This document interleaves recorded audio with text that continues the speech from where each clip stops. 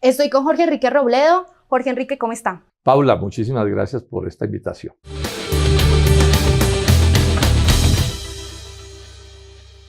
Muchos lo ignoran, pero Jorge Enrique Robledo tiene más de 40 años de experiencia en las luchas sociales con productores agrícolas.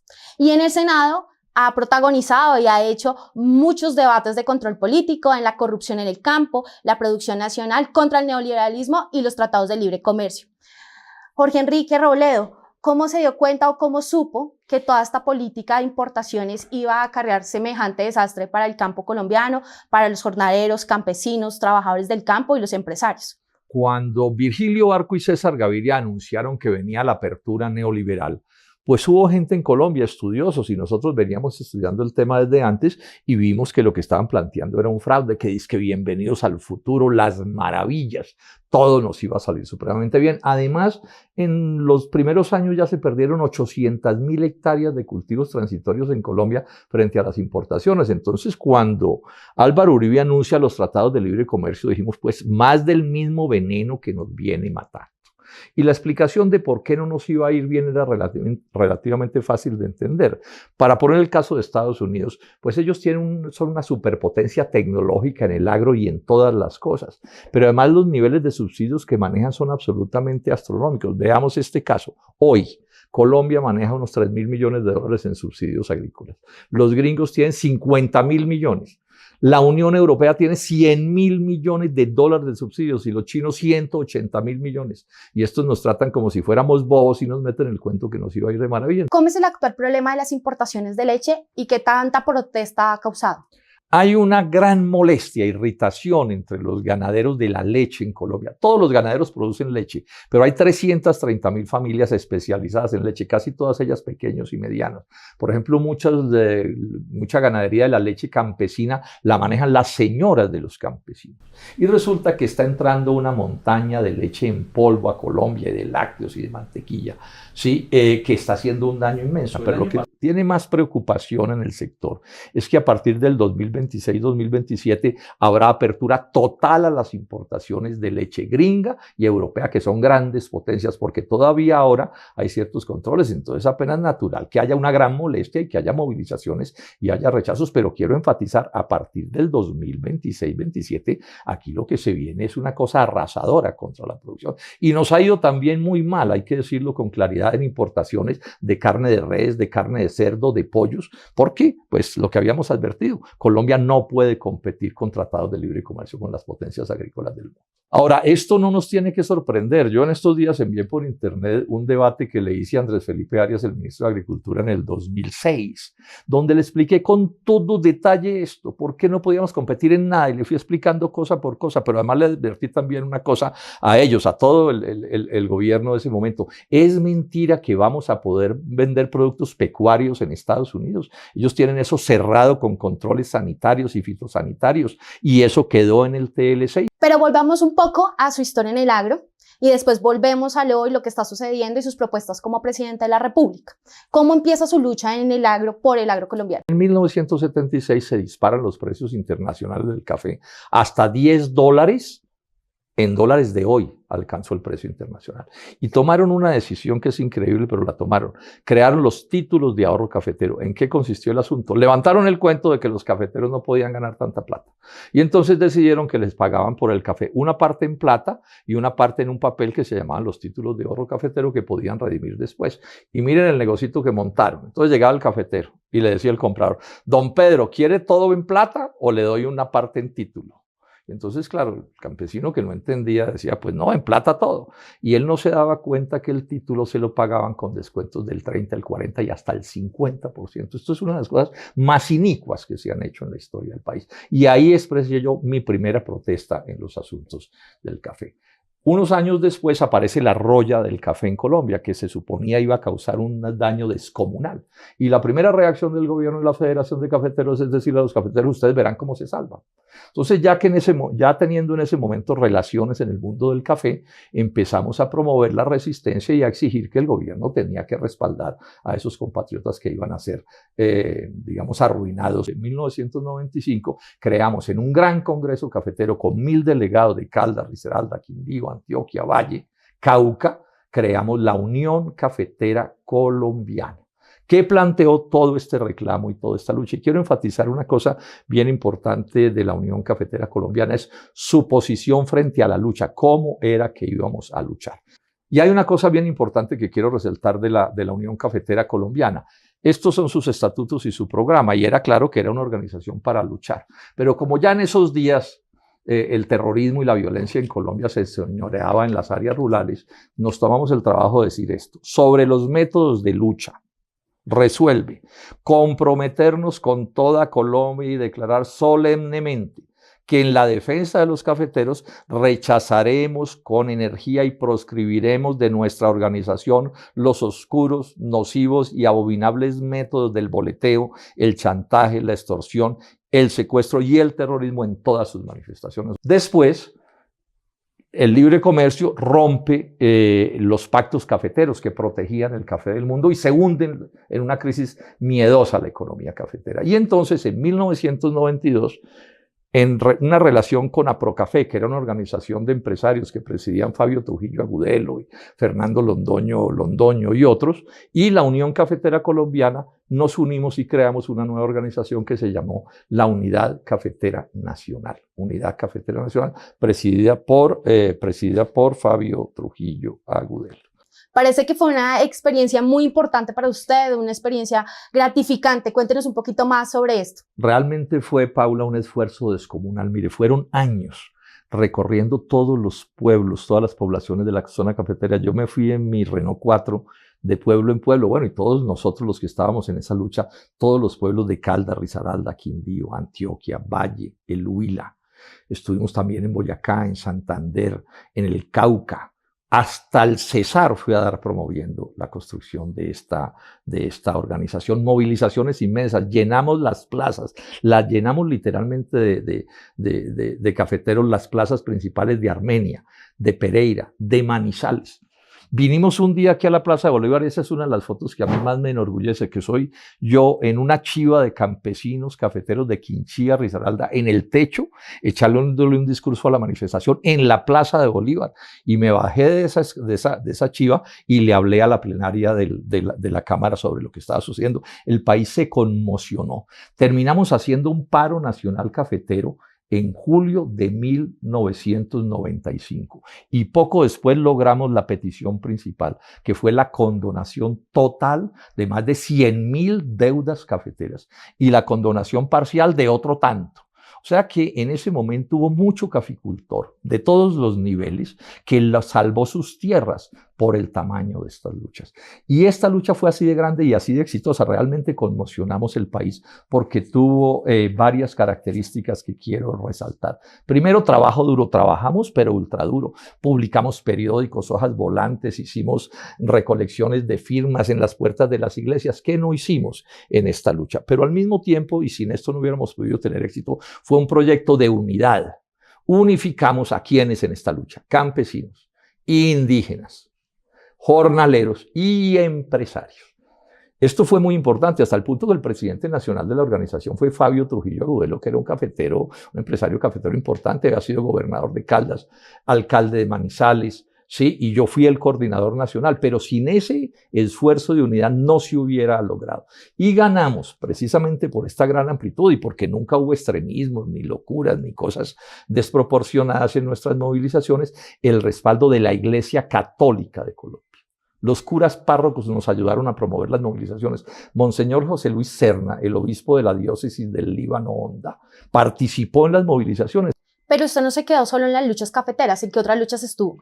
Sí, con el gran prestigio con el que quedó la Unidad Cafetera por su inmenso éxito y con la presión que venía de los neoliberales y de los organismos internacionales para abrir todavía más el agro nacional. Ya hablaban de los TLCs, de ese tipo de cosas, del ALCA, que fue otro intento que hizo Estados Unidos. Entonces decidimos ampliar la organización, llegar a nuevos sectores. Para esos efectos yo llamé a Ibagué a un amigo mío de infancia y de juventud, Ángel María Caballero, que estaba dirigiendo grandes luchas agrarias en el sur del Tolima. Le dije, bueno, Ángel María, miremos a ver qué hacemos con esto. Y nos sentamos y nos pusimos de acuerdo y creamos una nueva organización agraria en Colombia que también conmocionó en esos años a este país. Se llamó la Asociación Nacional por la Salvación Agropecuaria. Salvación Agropecuaria, cafeteros, arroceros, paneleros, cacaoteros.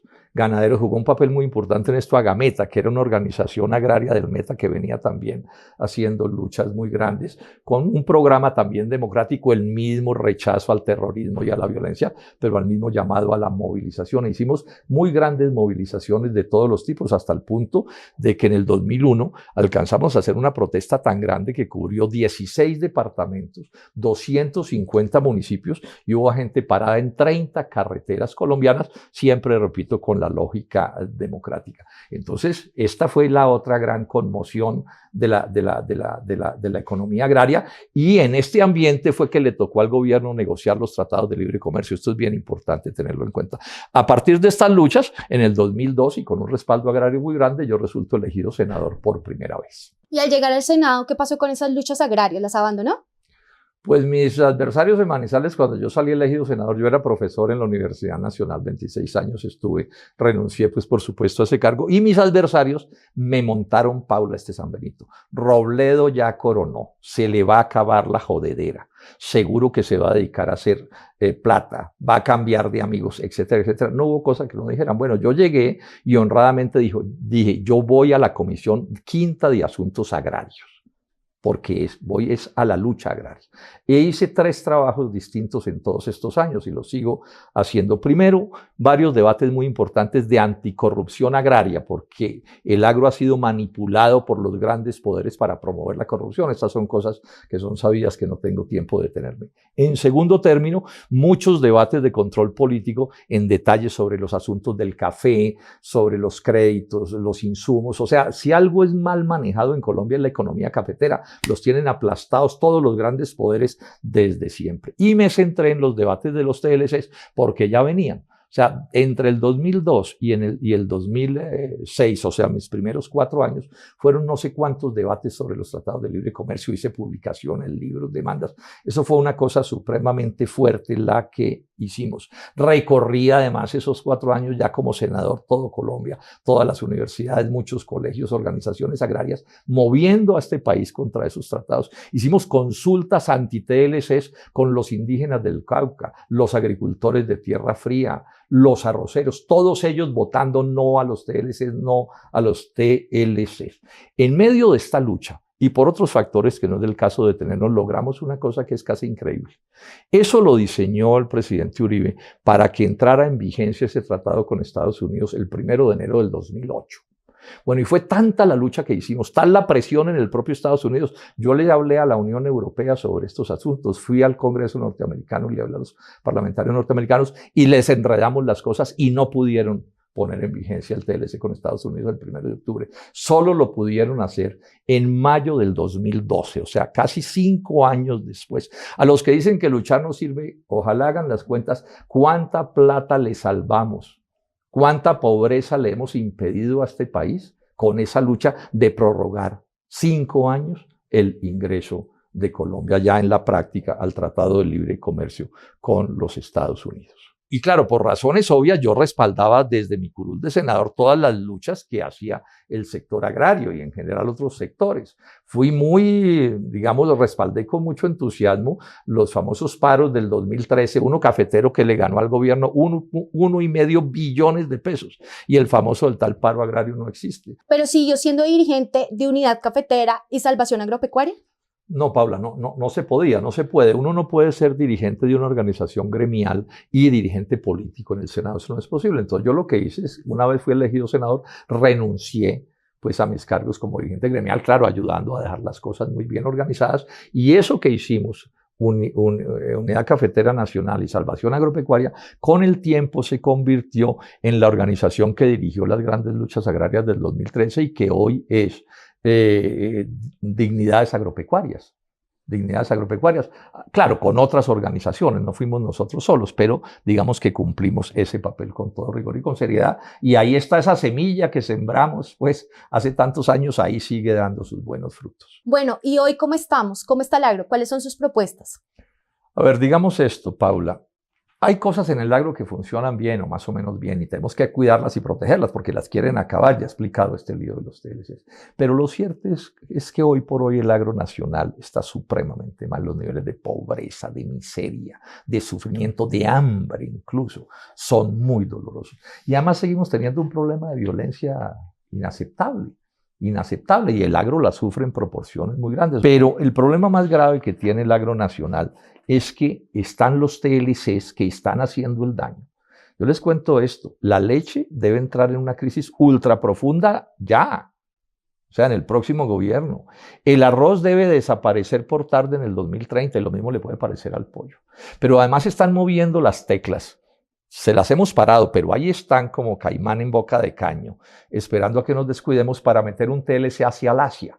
Y eso sería el fin del azúcar y de la panela en Colombia, una crisis de proporciones inmensas, e inclusive la propia palma aceitera. O sea que ahí tenemos unas dificultades muy grandes que se van a expresar en el próximo gobierno. Ahora, ¿cuál es mi propuesta como presidente de la República? Pues yo llego a ser el presidente del agro colombiano. Es que no puede ser que yo llevo pues 30 años o más, muchísimo más de 30 años en estas luchas y no voy a llegar a defender al agro nacional. Llego a defender al agro nacional. No más tratados de libre comercio. En mi gobierno no habrá un tratado de libre comercio bajo ninguna consideración. Relaciones internacionales sí, pero es que recordemos que tratado de libre comercio y relaciones internacionales son cosas que pueden ser diferentes. Mi propuesta agraria no puede ser otra que la de continuar como presidente de la República haciendo las luchas que vengo haciendo desde toda la vida. Ya les he contado mi historia. Entonces, Colombia tendrá por fin un presidente de la República que se la va a jugar en la defensa del agro en todas sus expresiones. El de los campesinos, los indígenas, los jornaleros, los empresarios, todos van a tener un presidente amigo que va a moverse en dos direcciones. Primero, mejorar las condiciones internas de producción, más créditos, más baratos, asistencia técnica, distritos de riego, controla los precios de los insumos, bueno, toda una serie de necesidades que tiene el agro y que se les han negado. Y al mismo tiempo, ni un solo tratado de libre comercio más, no habrá tratado de libre comercio en mi gobierno. Entonces estamos planteando con toda franqueza que vamos a revisar esos tratados y vamos a exigir que se renegocien. No es que no podamos tener relaciones internacionales, pero no pueden seguir siendo asociaciones de zorra y gallina, donde nosotros además somos la gallina. Eso es posible que avancemos en esas direcciones. No es serio hablar del agro nacional si no se tratan estos temas. Bueno, y monopolio del Estado sobre las armas, por supuesto. Toda Colombia lo necesita. Monopolio democrático, civilizado, etcétera, pero monopolio. La violencia no se puede seguir enseñoreando en este país. Una última reflexión para las gentes del campo y todos los colombianos.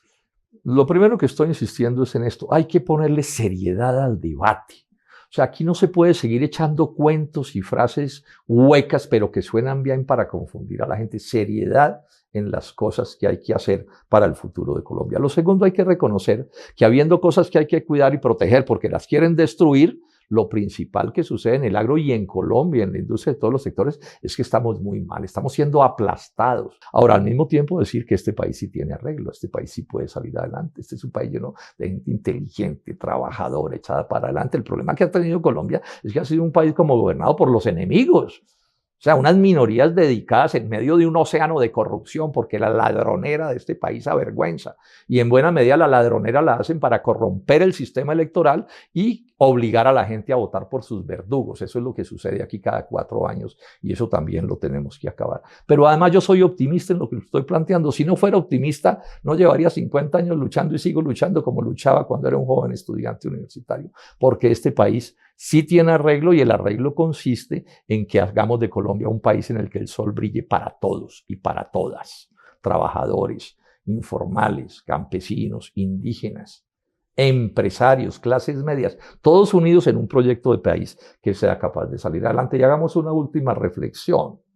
Y señalarles también que el 13 de marzo es una fecha muy importante para Colombia, muy importante. Primero, porque se van a elegir los senadores y los representantes de los próximos 4 años. Y segundo, porque va a haber consultas para escoger a los candidatos a la presidencia de la República para la primera vuelta en la elección de mayo. Nosotros hemos construido un proyecto que es el proyecto Dignidad, que lo creamos quienes nos salimos del polo con gentes nuevas que han llegado a este proyecto, pero también hemos construido la coalición Centro Esperanza, que ese día 13 de marzo va a escoger a su candidato único a la presidencia de la República para las elecciones de mayo. Yo soy uno de los precandidatos. Invitarlos entonces a que respalden a todos los colombianos y las colombianas, que respalden nuestras listas. Un presidente que cambia Colombia necesita el respaldo de fuerzas importantes en el Senado y en la Cámara. Bueno, y con toda cordialidad, invitarlos a que voten por mí, a que me escojan como el candidato a la presidencia de la coalición Centro Esperanza. Y ese empezar a resolver los problemas tiene que ver con unir los distintos sectores de esta sociedad, sacarla de la pelea de perros y gatos en la que estamos para elegir un presidente de la República que empiece un proceso de transformaciones que asegure que Colombia se convierta en un país moderno, próspero, desarrollado de verdad, donde el hambre, el desempleo y la miseria no sean el pan de todos los días, no sean la constante, sino que se empiecen a modificar las cosas positivamente. Esa es mi invitación muy cordial. Bueno, este es Jorge Enrique Robledo. Está demostrado que es una vida seria al servicio del progreso del país. Fue todo un placer.